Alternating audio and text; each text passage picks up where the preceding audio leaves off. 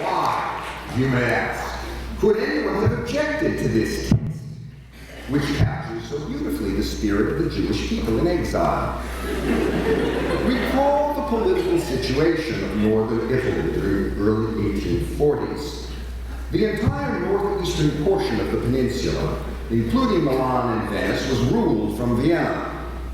Operatic metaphors about captive peoples longing for freedom and bursting their chains were routinely censored. In the buco itself, this is true.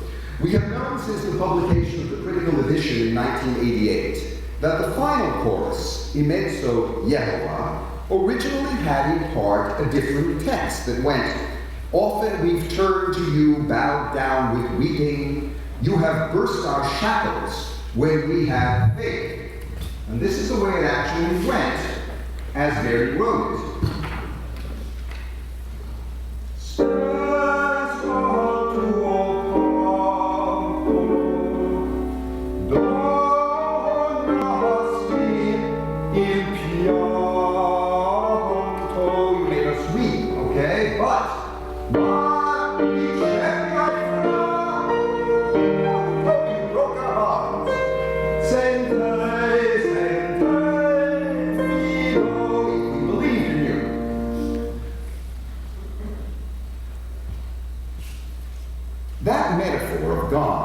Bursting the shackles of a captive people did not go over well with the Austrians, who forced Verdi to change the text.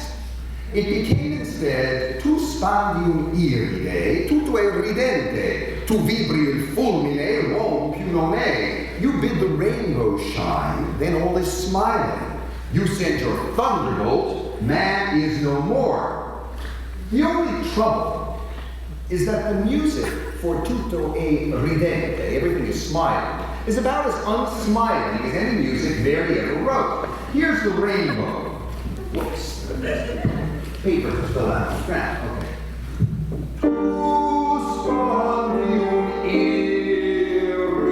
That's the rainbow. And now here's the everything smiling.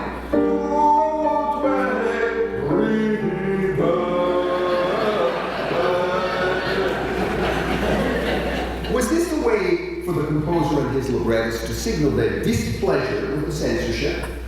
Now, what does all of this have to do with Latke's and Hamantash?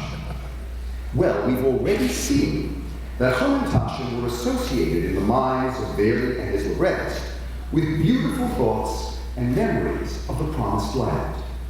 Italy's tyrants knew that any such thoughts needed firmly to be rooted out. Note, a potato word. Especially when they invoked such elemental pleasures as food. This was even more true because in the age-old debate between the Latke and the Hamantash, there was no doubt where the Austrians stood.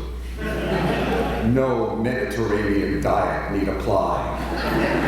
Greasy, fried, grated potatoes with dollops of sour cream. That was the food they sought to impose on their captives in an effort to transform their culture. But the Italians resisted. Time and again, those who fought against Italians or Romans in operatic contexts are portrayed as warlike barbarians. But it was one thing for Druid hordes to sing this tune: "War, war. The woods of Wales produce as many warriors as oak trees. Just as starving beasts on a flock of sheep, so we will descend on the Romans."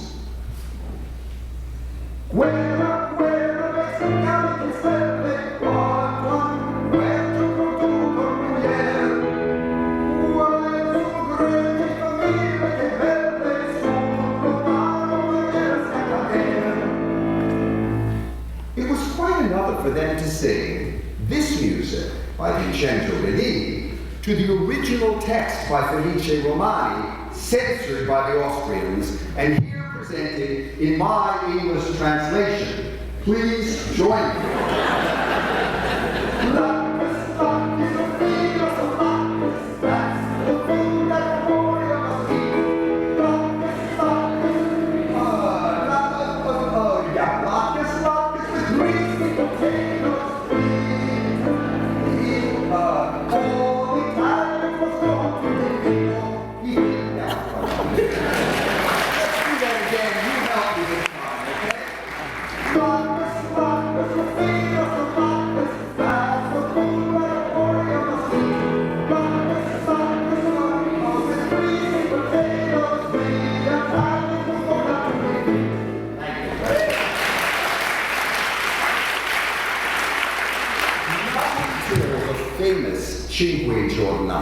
5 days of March 1848, when the Milanese rose in rebellion against the Austrians and kicked them out temporarily, could these sentiments be expressed freely?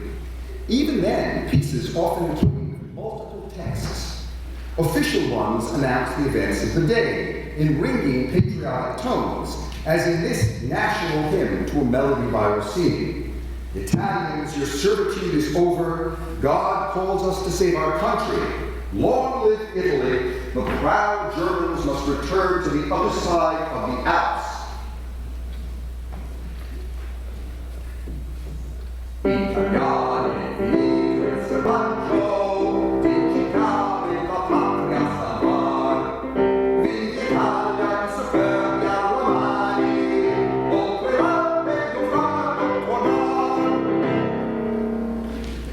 But the words adopted by the people, preserved in a manuscript of the Fondo Cancastelli in the City Library of Forlì, bring to a fitting close this chapter in the history of the Italian Risorgimento and of the Latke-Hamantash debate.